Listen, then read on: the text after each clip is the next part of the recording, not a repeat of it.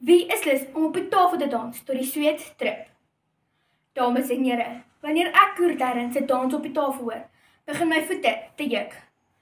Om op die kantlyn te staan is nie in my aard nie. Optimisme sit 'n hip in my stap, 'n vonkel in my oog en laat my met vreugde my drome najaag. Optimisme is die ritme waarmee jy dans sukses behaal.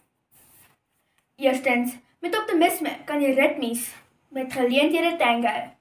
Het jy ooit 'n vis gesien wat kan boom klim of 'n kat wat kan perdry? Natuurlik nie. Geleenthede is nie 'n skoen wat almal ewig pas nie. Dis egter 'n feit, so seker soos wat Driekus Du Plessis die wêreldkampioen is, dat optimiste nuwe geleenthede soek waar hulle kan blom. Lenet Beer, bekende karakterontwikkelaar, sê op 14 Februarie 2025 op lenetbeer.co.za in die artikel: "Wat as ek my drome met prys gee?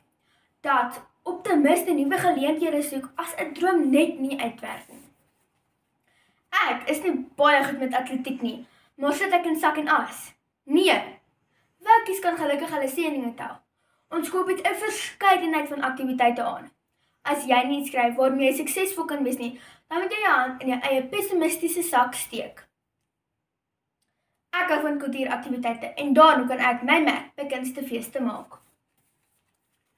Tweedens, by optimisme kan jy ritmes ruk en rol om jou horisonne te verbreed. Dis daarom al te lekker om aan aktiwiteite deel te neem wat jy weet jy reeds onder die knie het. Ek kook graag en ek weet dit is baie makliker om 'n beproefde resep oor en oor te maak as om met iets nuuts te eksperimenteer. Makliker, maar nie interessanter nie. Groot mense noem dit gemaksones.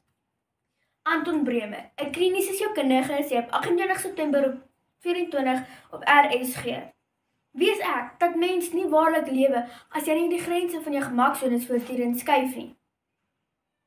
Om op jou tande te byt en iets te doen wat vir jou onbekend is net iets wat 'n optimis kan doen." Ons skool het elke jaar 'n verefees wat pretparkritte aanbied.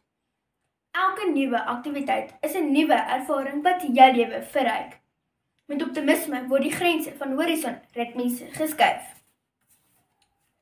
Derdens, met optimisme kan jy ritmies soos 'n waaghals opskop. Daar is 'n Chinese gesegde wat sê dat parels nie op die strand lê nie. As jy parels soek, moet jy diep water toe.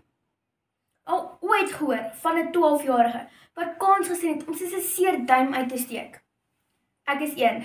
Ek het laas jaar 'n prys by ons skoolsokkie vir bes gekleurde